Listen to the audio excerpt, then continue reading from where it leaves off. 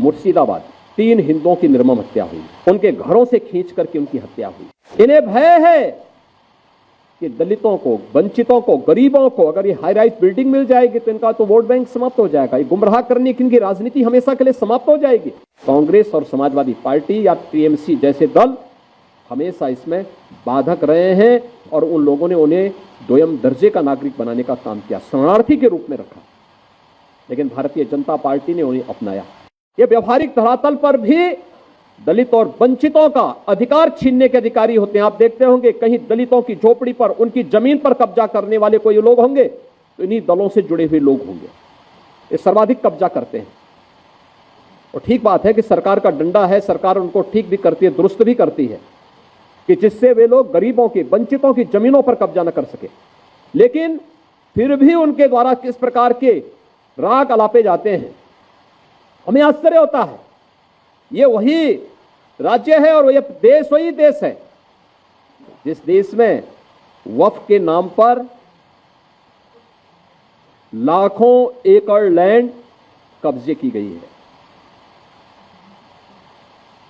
और उनके पास कोई कागज नहीं, कोई राजस्व रिकॉर्ड नहीं, और राजस्व रिकॉर्ड नहीं तो सभी को वापस लेने की कार्रवाई, जब ये संशोधन विधेयक संसद में पारित हुआ है और अब इस पर कार्रवाई हो रही है तो इसके लिए हिंसा भड़काई जा रही है। हिंसा में आपने देखा होगा कब पश्चिमी बंगाल में मुर्शिदाबाद 3 हिंदुओं की निर्मम हत्या हुई, उनके घरों से खींच करके उनकी हत्या हुई। और ये सब कौन है? ये सभी वही दलित हैं, वही वंचित हैं, वही गरीब हिंदू हैं जिसको इस जमीन का सर्वाधिक लाभ मिलने वाला है, सर्वाधिक लाभ मिलने वाला है। ये लैंड राजस्व के रिकॉर्ड में फिर से आएगी तो एक गरीब भी हाई राइज बिल्डिंग का, मल्टी स्टोरी बिल्डिंग का लाभ उठा पाएगा, उसको भी वहां अच्छे फ्लैट सरकार बना करके उपलब्ध करवा देगी। इन्हें भय है कि दलितों को, वंचितों को, गरीबों को अगर ये हाई राइज बिल्डिंग मिल जाएगी तो इनका तो वोट बैंक समाप्त हो जाएगा, ये गुमराह करने की इनकी राजनीति हमेशा के लिए समाप्त हो जाएगी।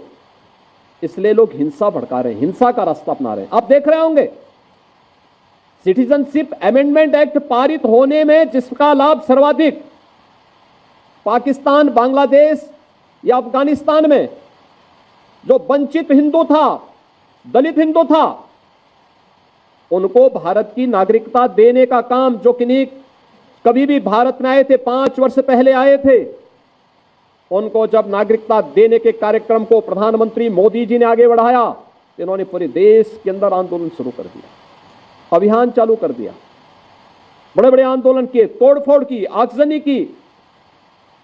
लेकिन सरकार ने भी दृढ़ता के साथ उसका सामना किया और सामना करते हुए आज इस नागरिकता देने का कार्यक्रम प्रारंभ किया है।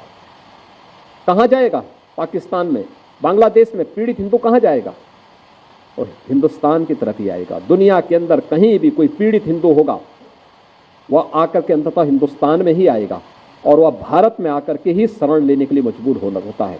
लेकिन कांग्रेस और समाजवादी पार्टी या टीएमसी जैसे दल हमेशा इसमें बाधक रहे हैं और उन लोगों ने उन्हें दोयम दर्जे का नागरिक बनाने का काम किया, शरणार्थी के रूप में रखा। लेकिन भारतीय जनता पार्टी ने उन्हें अपनाया।